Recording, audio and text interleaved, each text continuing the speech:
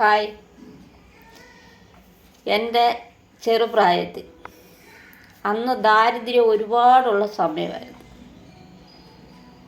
നേരത്തോട് നേരം നോക്കിയിരുന്ന് ആഹാരം കഴിച്ച ഒരു സമയമുണ്ടായിരുന്നു.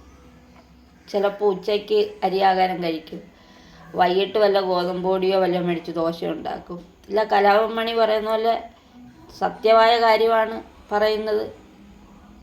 അന്നൊക്കെ ആഞ്ഞിലിക്കാക്കുരു, ചക്കക്കുരു, ഓമയ്ക്ക ഇതൊക്കെ കളയത്തില്ല. ഇപ്പം ആർക്കും വേണ്ട. ഇപ്പം ആഹാരം വെച്ചാൽ ആർക്കും വേണ്ട, കഷ്ടപ്പെടാൻ ആർക്കും വയ്യ. എല്ലാം പാഴ്സൽ വരുക വീട്ടിൽ. അന്നൊക്കെ എന്ന് പറഞ്ഞാൽ 30 രൂപ കൊടുത്താൽ ചെമിട് കണക്കിന് മീൻ കിട്ടും.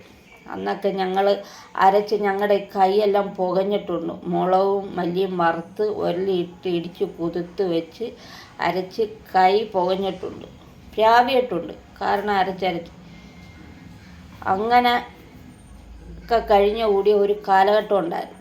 ഇന്നത്തെ മക്കൾക്ക് ഒരു ബുദ്ധിമുട്ടുമില്ല, എല്ലാം സുഖജീവിതമാണ് അവർക്ക്. പക്ഷേ അന്നൊക്കെ എന്ന് പറഞ്ഞാൽ മക്കൾ മാതാപിതാക്കളെ പേടിച്ച് കഴിയുന്നൊരു കാലമായിരുന്നു. ഒരു പുരുഷൻ കല്യാണം ആലോചിക്കാൻ വന്നാൽ പിന്നെ അയാളെ കാണുന്നത് നിശ്ചയത്തിനായിരിക്കും, അത് കഴിയുമ്പോൾ കല്യാണത്തിനാണ്. ഇപ്പം അതല്ല. പെണ്ണ് കാണാൻ വന്ന് കഴിയുമ്പോഴത്തേക്ക് ഒരു മൊബൈൽ കൊണ്ട് കൊടുക്കുക, പിന്നെ കല്യാണം കഴിയുമ്പോഴത്തേക്ക് അവർ എല്ലാം അറിഞ്ഞിരിക്കേണ്ട രീതിയിലായിരിക്കും. അതുപോലെ തന്നെ ആഹാരത്തിനായാലും വസ്ത്രത്തിനായാലും ഇന്നിടുന്നത് നാളെ ഇടത്തിലായാലും ഒരു വസ്ത്രം 2 വർഷമൊക്കെ തല്ലി ഉപയോഗിച്ച ഒരു കാലഘട്ടം എനിക്കല്ല, നമുക്കെല്ലാവർക്കും ഉണ്ടായിരുന്നു. ഇപ്പോഴത്തെ തലമുറയല്ല, മുൻ തലമുറക്കാരുടെ കാര്യം പറയുന്നു.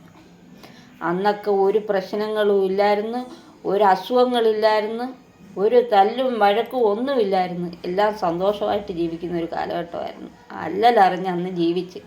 ഇന്നത്തെ കുഞ്ഞുങ്ങൾക്ക് അല്ലലറിയുന്നില്ല, അതിൻ്റേതായിട്ടുള്ള അഹങ്കാരവും കുഞ്ഞുങ്ങൾക്കുണ്ട്.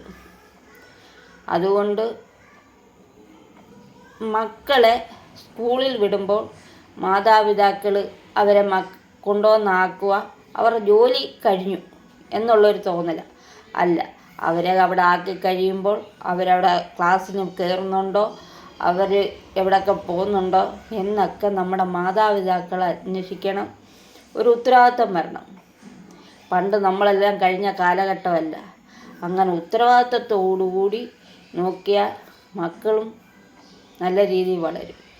അല്ലാത്തടത്ത് മക്കൾ വഴിതെറ്റി പോകുന്ന ഒരു കാലഘട്ടമാണ്. എല്ലാവരും ശ്രദ്ധിക്കണം. എൻ്റെ വീഡിയോ ഇഷ്ടപ്പെട്ടാൽ ഒന്ന് ലൈക്ക് അടിച്ചേക്കണേ. ബൈ.